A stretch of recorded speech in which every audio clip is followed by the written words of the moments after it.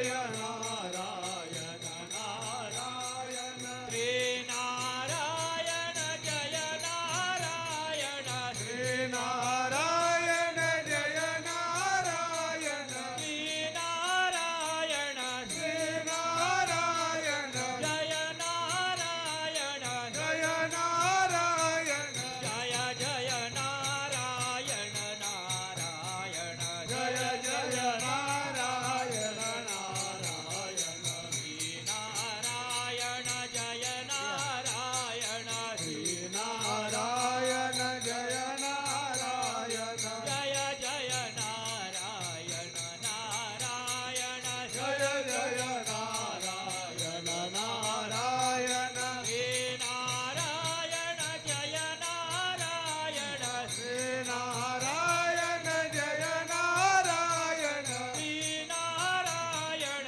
श्री नारायण जय नारायण जय नारायण जय जय नारायण नारायण जय जय नारायण नारायण श्री नारायण जय नारायण श्री नारायण जय नारायण जय जय नारायण नारायण जय जय नारायण नारायण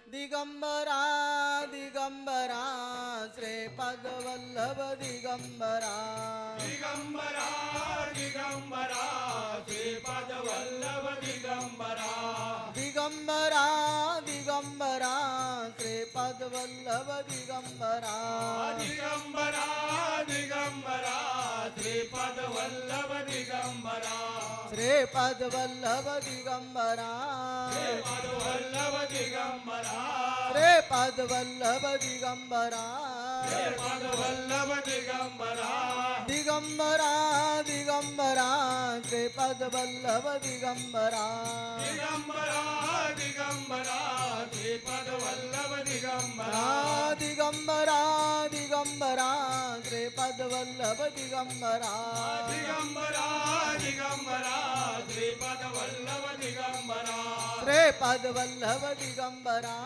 श्रीपद वल्लभ दिगंबरा श्रीपदवल्लभ दिगंबरा श्रीपद वल्लभ दिगंबरा दिगंबरा दिगंबरा श्रीपदवल्लभ दिगंबरा दिगंबरा दिगंबरा श्रीपद वल्लभ दिगंबरा दिगंबरा दिगंबरा श्रीपदवल्लभ दिगंबरा दिगंबरा दिगंबरा श्रीपद वल्लभ दिगंबरा श्रीपदवल्लभ दिगंबरा श्रीपद वल्लभ दिगंबरा श्रीपदवल्लभ दिगंबरा श्रीपद वल्लभ दिगंबरा दिगंबरा दिगंबरा श्रीपदवल्लभ दिगंबरा दिगंबरा दिगंबरा श्रीपद वल्लभ दिगंबरा दिगंबरा दिगंबरा श्रीपदवल्लभ दिगंबरा दिगंबरा दिगंबरा श्रीपद वल्लभ दिगंबरा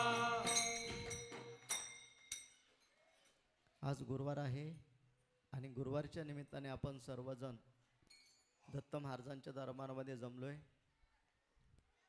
विश्व चैतन्य सद्गुरू अण्णा महाराज यांनी निर्माण केलेल्या या दत्त महाराजांच्या नगरीमध्ये दत्त महाराजांच्या दरबारामध्ये आपण दर गुरुवारी आणि दर पौर्णिमेला एकत्रित बसून जे अण्णांनी आपल्याला प्रवचनाच्या माध्यमातून ज्ञान सांगितलेलं आहे ते ज्ञान आपण त्या माध्यमातून समजून घेत असतो आणि समजून घेऊन आपण आपल्या जन्माच्या योग्य दिशेने वाटचाल चालत असतो. म्हणून आपण परमेश्वराची सेवा ही श्रद्धा विश्वासाने भावाने जर केली तर परमेश्वराची कृपा आपल्या झाल्यावर राहणार नाही. असा यातला महत्त्वाचा भाग आहे. म्हणून जर आपल्याला कृपेचं पात्र व्हायचं असेल, सद्गुरूंच्या दत्तगुरूंच्या कृपेचं जर आपल्याला पात्र व्हायचं असेल, त्यांच्या योग्यतेचं जर आपल्याला व्हायचं असेल, तर आपल्याला योग्य सत्संगतीची आवश्यकता आहे, योग्य संगतीची आवश्यकता आहे. आणि जोपर्यंत आपल्याला ही योग्य संगत लाभत नाही तोपर्यंत आपल्याला या जन्माला येऊन काही सुद्धा अर्थ नाही, काही सुद्धा उपयोग नाही. म्हणून आपण दर गुरुवारी जे बसतो ते बसल्यानंतर आपल्याला जे शब्द कानावर पडतात, जे नामस्मरण आपल्या मुखातून होतं, ते नामस्मरणाचं महत्त्व अमूल्य आहे. त्याचं महत्त्व आपल्याला वरच्या अंगाने पाहिलं तर समजून येणार नाही. त्याला अंतरंगामध्ये जर डोकावलं तर समजून येईल की याचं महत्त्व किती आहे. म्हणून हा जो सत्संग आहे, हा जो ज्ञान ग्रहण करण्याचा काळ आहे, वेळ आहे, ही वेळ आणि काळ आपण सावधपणाने, सुज्ञपणाने, एकाग्र होऊन जर ते समजून घेतलं तर तिथपर्यंत आपण जाऊन पोचणार आहोत. आणि जर असंच आपण ऐकलं, नुसतंच जर बसलो तर त्यातून आपल्याला काही सुद्धा साध्य होणार नाही. म्हणून सत्संगतीचं महत्त्व किती असतं ते एकदा आपण समजून घ्यायचंय. स्वर्गामध्ये देवर्षी नारद फिरत फिरत फिरत विष्णू लोकामध्ये गेले, भगवंताच्या जवळ बसले. त्यांचं नेहमीचंच नामस्मरण नारायण नारायण त्यांचं जे चालू होतं, ते चालू असताना भगवंताला त्यांनी नमस्कार केला. आणि नमस्कार केल्यानंतर भगवंताला त्यांनी प्रश्न विचारला, भगवंता, सत्संगामुळे काय घडतं, सत्संगामुळे काय होतं, आपल्याला त्याचा काय उपयोग होतो, असा प्रश्न नारद मुनींनी भगवान विष्णूंना विचारला. विचारल्यानंतर भगवान विष्णूंनी सुद्धा त्यावर हसून उत्तर दिलं, सत्संगाचा उपयोग काय होतो हे जर तुला पाहायचं असेल तर समोर जमिनीवर एक किडा रांगतोय, जमिनीवर एक किडा रांगतोय, त्याला जाऊन विचार की सत्संगाचा काय उपयोग होतो. असं म्हटल्यानंतर नारद मुनी हसले आणि ते म्हणाले, भगवंता काय चेष्टा करता माझी. तर भगवंत म्हणाले, तू विचारून तरी ये. भगवंताचा आदेश म्हटल्यानंतर नारद मुनी त्या जमिनीवर रांगणाऱ्या त्या किड्याला जाऊन त्याच्या जवळ गेले आणि विचारलं, रे बाबा, सत्संगाचा काय उपयोग होतो. हा शब्द त्या रेंगणाऱ्या किड्याने ऐकला आणि तो जागीच मरण पावला. त्याने उत्तर दिलं नाही आणि तो जाग्यावर मरण पावला. मरण पावल्यानंतर नारद मुनींना आश्चर्य वाटलं, मी काय असं वेगळं विचारलं की बाबा जेणेकरून त्याला असं मरण आलं. असं झाल्यावर तो नारद मुनी भगवंताकडे गेले आणि भगवंताला सांगितलं, भगवंता, तुम्ही तर विचारायला लावला आणि त्याला विचारलं आणि तो जागेवर मरण पावला, आता कसं काय. भगवंत म्हणाले, ठीक आहे, काय हरकत नाही, मेला ना मरू द्या. ते समोर एक श्वापद चाललंय, त्या श्वापदाला जाऊन विचार. भगवंत नारद मुनी म्हणाले, काय भगवंता, काय चाललंय नक्की तुमचं, तू विचार जाऊन त्याला. तसं बोलल्यानंतर नारद मुनी नारायण नारायण करत आपला नामघोष करत त्या श्वापदाजवळ गेले आणि श्वापदाला विचारलं, सत्संगाचा काय उपयोग होतो, सत्संगाचा काय उपयोग होतो. असं म्हटल्यानंतर त्याने ते शब्द ऐकले आणि या किड्यासारखाच तोही श्वापद मरून गेला. नारद मुनींना जरा वेगळंच वाटलं, हे काय चाललंय नक्की. तरी पण त्यांना सत्संगाचं काय महत्व असतं हे जाणून घेण्याची उत्सुकता अजून वाढली. तशीच नारद मुनींना सुद्धा ती उत्सुकता वाढली आणि नारद मुनी पुन्हा देवांच्याकडे गेले आणि देवानं सांगितलं, देवा. देव म्हणाले, मरू दे. त्या गोठ्यामध्ये गायी आहे, त्या गायीला नुकतंच वासरू झाले, त्या वासराला जाऊन विचार, सत्संगाचा काय महिमा आहे. असं म्हटल्यानंतर नारद मुनी पुन्हा त्यांची स्वारी त्या गायीच्या गोठ्यामध्ये गेली आणि गायीच्या गोठ्यामध्ये गेल्यानंतर त्या वासराला त्याने विचारलं की बाबा रे, सत्संगाचा काय लाभ होतो, सत्संगाचं महत्त्व काय. तेही ऐकलं आणि तेही वासरू मेलं. आता मोठा प्रश्न पडला, आता नक्की काय करावं. सत्संगाचा एवढा मोठा लाभ आहे का. विचारल्यानंतर माणूस लगेच मरतोय, विचारल्यानंतर ते जीवजंतू लगेच मरतायत. असं म्हटल्यानंतर पुन्हा नारद मुनी भगवंताकडे गेले आणि भगवंताला विचारले, भगवंत आहे नक्की काय तू लीला बघतोस, काय तू लीला करतोयस, मला काही समजत नाही. असं म्हटल्यानंतर असू दे म्हटले, तुला समजेल. मग राज्यामध्ये राजाला नुकताच मुलगा झाला. काय राज्यामध्ये राजाला नुकताच मुलगा झाला आणि नारदाला सांगितलं की त्या मुलाला जाऊन विचार सत्संगाचा काय लाभ होतो. असं म्हटल्याबरोबर नारद मुनी हात जोडले आणि भगवंता आता बाद झालं रे, यांना काय बोलता येत नव्हतं म्हणून ते ठीक आहे, ते क्षमा झालं, पण या राजाच्या मुलाला जर विचारलं आणि ते जर मेलं तर ते नारद मुनीला काय करतील ते राजा.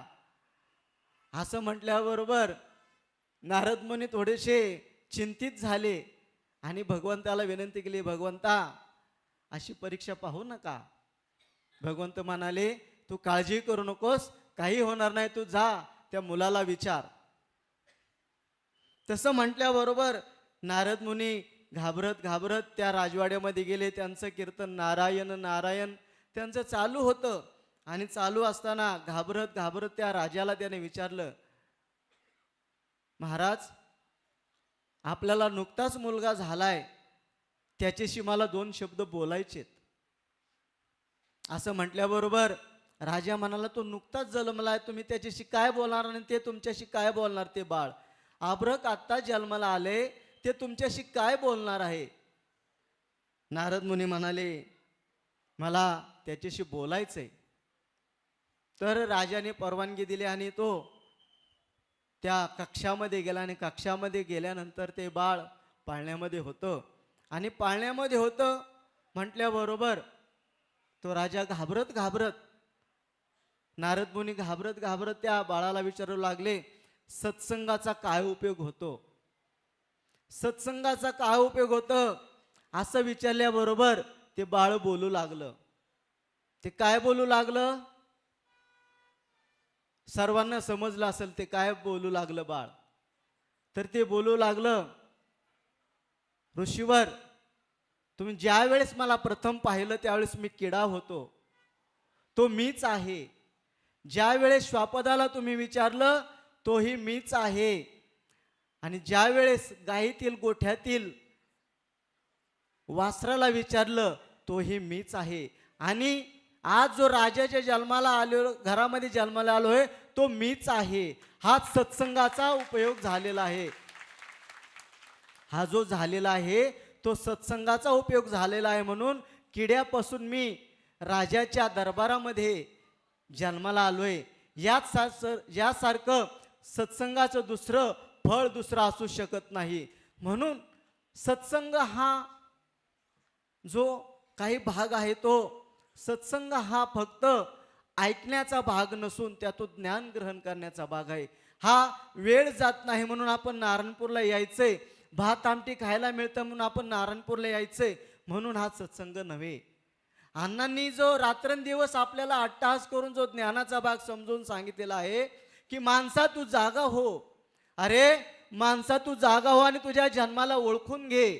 हा जो जन्म 84 लक्ष योनीनंतर जो मिळालेला आहे तो तसा वायाला न घालवता त्याच्यातून आपल्या जीवनाचा कसा उद्धार होईल यासाठी हा सत्संगाचा उपयोग आहे. म्हणून आपण नारायणपूरला येत असतो आणि म्हणून परमेश्वराची आपण भक्ती करत असतो, म्हणून परमेश्वराची सेवा करत असतो. म्हणून हा सत्संग जो आहे तो आपल्या जीवनाच्या उद्धारासाठी आहे. म्हणून हा सत्संग आहे तो आपण त्याला असंच हलक्यामध्ये घेऊ नये. आपण असंच त्याला हलक्यामध्ये न घेता आपण त्याला समजून घेतलं पाहिजे, जाणून घेतलं पाहिजे त्याच्या मागची भावना, त्याचा मागचा उद्देश हा सत्संग जो आहे तो संतांनी आपल्याला सुरू करून दिलेला आहे, परमेश्वराने आपल्याला सुरू करून दिलेला आहे. तो सत्संग हा एका वेळेत न संपणार आहे, कारण की माणूस असा प्राणी आहे की त्याला एकदा सांगून समजत नाही. माणसाला एकदा सांगून समजत नाही, भरपूर त्याला ज्ञान आहे. परमेश्वराने सर्व बाजूने युक्त आणि परिपूर्ण केलेला आहे. हात पाय कान नाक डोळे त्याला सर्व बाजूने परिपूर्ण केलेला आहे, परंतु शेवटी तो काय आहे? प्राणीच आहे. शेवटी तो प्राणीच आहे. किती केलं तरी तो विषय मायाच्या मोहाच्या पलीकडे तो सरकत नाही. म्हणून त्याला सतत वारंवार सांगावं लागतं. मग ते सांगण्याची जी ठिकाण आहे, सांगण्याची जो वेळ आहे, सांगण्याचा जो काळ आहे तो सत्संग आहे. त्या सत्संगातूनच आपल्याला सगळ्या गोष्टी समजतात. समजल्यानंतर आपण त्यामध्ये हळूहळू परिवर्तन करायचं असतं. ज्या काही आपल्या चुकीच्या गोष्टी असतील त्याला आपण बाजूला सारून योग्य गोष्टी आपण आत्मसात करणं गरजेचं आहे. योग्य गोष्टी जर आपण आत्मसात केल्या तर आपल्याला खऱ्या अर्थाने तो सत्संग घडणार आहे. म्हणून हा सत्संग परमेश्वराचा जो आहे तो आपल्याला अण्णा महाराजांच्या कृपेने लाभलेला आहे. आपलं काहीतरी पूर्वपुण्य चांगलं म्हणून आपण दत्त महाराजांच्या दरबारामध्ये जमलोय, हे आपलं मोठं पूर्वपुण्य आहे, पूर्वफळ आहे म्हणून आपण या ठिकाणी आलोय. म्हणून आपण त्याला व्यर्थ न घालवता, आपण त्या वेळेला व्यर्थ वाया न घालवता आपण योग्य ते आपण घेतलं पाहिजे. आपण योग्य ते आपण घेऊन आपल्यामध्ये अंतर्मुख होऊन आपल्याला शोधता आलं पाहिजे की मी कोण आहे, मी कोण आहे, मी कशासाठी आलो आणि मी काय करतोय, ह्या प्रश्नाचा शोध आपण या ठिकाणी घेणं गरजेचं आहे. आणि जर आपण शोध जर घेतला तर आपण माणसाच्या जन्माला सार्थक झाल्याशिवाय राहणार नाही, असा यातला खरा महत्त्वाचा अर्थ आहे आणि हा खरा परमार्थ आहे. म्हणून ह्या सगळ्या गोष्टी आपण समजून घ्या, जाणून घ्या आणि त्या पद्धतीने आपल्या जीवनाची वाटचाल करा. म्हणूनच हा संतांचा मेळा सुद्धा ह्या सत्संगाच्या मार्गाने आळंदीहून देहूहून आपण पंढरीच्या पांडुरंगाला भेटण्यासाठी हे सर्व संत मंडळी त्या पंढरपूरच्या दिशेने चाललेत. सर्व भावंड जे संत, सर्व भावंड जे आहेत ते पंढरीच्या पांडुरंगाच्या परमात्म्याच्या दर्शनासाठी पंढरीच्या दिशेने चाललेत. पाऊस बघत नाहीत, ऊन बघत नाहीत, वारा बघत नाहीत. जे मिळेल ते खातायत आणि नामस्मरणामध्ये अखंड तल्लीन होत आहेत. त्यांना कशाचीही भूक नाही, अन्न नको, पाणी नको, त्यांना फक्त पाहिजे परमेश्वराचा ध्यास. तो एकच ध्यास तो घेऊन पंढरीच्या दिशेने निघालेत. हेच नामस्मरणाचं एक वैशिष्ट्य आहे, हेच नामाचा एक महिमा आहे. तो महिमा आपण समजून घेणं गरजेचं आहे.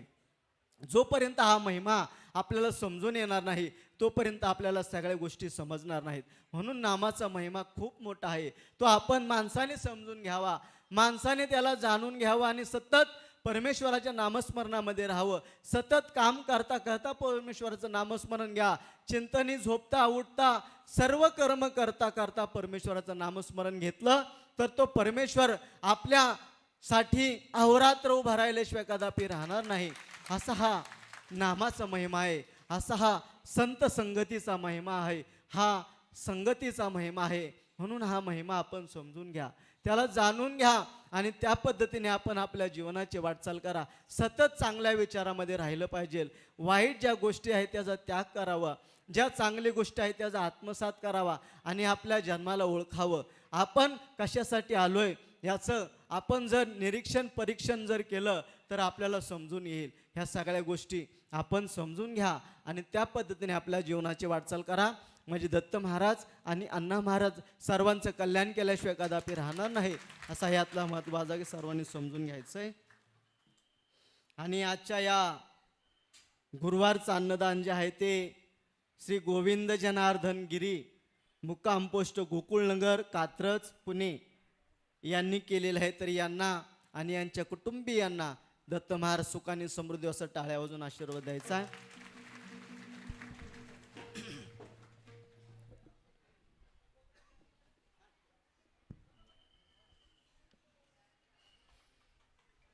श्रीपाद वल्लभ श्री गुरुदेव दत्त, श्रीपाद वल्लभ श्री गुरुदेव दत्त, श्रीपाद वल्लभ श्री गुरुदेव दत्त, श्रीपाद वल्लभ श्री गुरुदेव दत्त.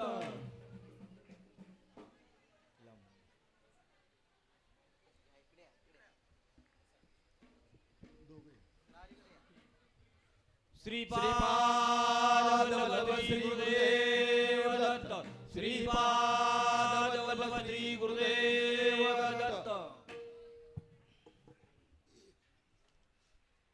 म्हणून आजच्या या अन्नदाता पुन्हा एकदा टाळ्या वाजून आशीर्वाद. त्याच्यात गिरी कुटुंबियांना आपली पुढची जी पौर्णिमा आहे ती आपली पौर्णिमा जी आहे ती आषाढ पौर्णिमा म्हणजे गुरुपौर्णिमा. हा आनंदाचा सोहळा आपण साजरा करणार आहोत. त्या गुरुपौर्णिमेचा सोहळा दिनांक 29/7/2026 वार आहे बुधवार. या दिवशी आपण गुरुपौर्णिमेचा सोहळा साजरा करणार आहोत. तरी त्या कार्यक्रमाची रूपरेषा आपण समजून घ्यायची. गुरुपौर्णिमेच्या दिवशी पहाटे 4 ते 6 या काळामध्ये दोनही दत्त मंदिर, नारायणेश्वर मंदिर व दत्त महाराजांच्या औदुंबराखाली ज्या पादुका आहेत त्या पादुकांच्यावर रुद्राभिषेकाचा सोहळा संपन्न होईल. त्यानंतर सकाळी 6:30 ते 8 या काळामध्ये अण्णांच्या समाधीस्थळावर, अण्णांच्या समाधीवर रुद्राभिषेकाचा सोहळा संपन्न होईल. नंतर 8:30 ते 9, सकाळी 8:30 ते 9 या काळामध्ये सकाळची आरती होईल. नंतर सकाळी 9 ते 10:30 या काळामध्ये आपल्या पौर्णिमेचा हवन होईल. नंतर सकाळी 11 ते 11:30 या काळामध्ये व्यास महर्षींच्या पादुकांचं आगमन आलेल्या मान्यवरांच्या हस्ते दीप प्रज्वलन आणि कार्यक्रमाला सुरुवात होईल. 11:30 ते 12 या काळामध्ये व्यास महर्षींच्या पादुकांना अभिषेक व पूजन होईल. दुपारी 12:05 ते 12:35 या काळामध्ये येणाऱ्या सर्व भाविकांच्या माध्यमातून, यात्रेकरूंच्या माध्यमातून श्री सद्गुरू अण्णा महाराज यांच्या पादुकांचं पूजन होईल. नंतर 12:35 ते 1 वाजेपर्यंत आलेल्या मान्यवरांचे स्वागत व त्यांचं मनोगत या ठिकाणी होईल. दुपारी 1 ते 1:15 या काळामध्ये अण्णांचा आपण व्हिडिओच्या माध्यमातून प्रवचनाचा आपण आनंद आणि लाभ घ्यायचा आहे. नंतर 1:15 ते 1:30 या काळामध्ये मार्गदर्शन प्रवचन होईल. नंतर दुपारी 1:30 ते 2 या काळामध्ये आरती होईल, दुपारची आरती आपली. आणि दुपारच्या आरतीनंतर सर्वांना सामुदायिक दर्शन व महाप्रसादाचा कार्यक्रम होईल. सायंकाळी 4 ते 7 या काळामध्ये सर्व गुरुबंधूंना अण्णांच्या पादुकांचं पूजन आणि त्यांचं दर्शन, त्या काळामध्ये गुरु आणि शिष्याचा त्या दिवशी मान असतो. शिष्याने गुरुची पूजा करावी हा मोठा योग वर्षातून येत असतो आणि त्याचं आपल्याला त्या ठिकाणी तो कार्यक्रम आणि तो सोहळा त्या ठिकाणी आपल्याला संपन्न करायची त्याची वेळ आहे. सायंकाळी 4 ते 7 या काळामध्ये सर्व गुरुबंधूंच्या माध्यमातून गुरुपूजन होईल. रात्री 8:30 ते 9 या काळामध्ये रात्रीची आरती होईल आणि आरतीनंतर पालखी सोहळा आणि नंतर रात्री 11 वाजता शेजारती होईल आणि शेजारती झाल्यानंतर आपल्या कार्यक्रमाची सांगता होईल.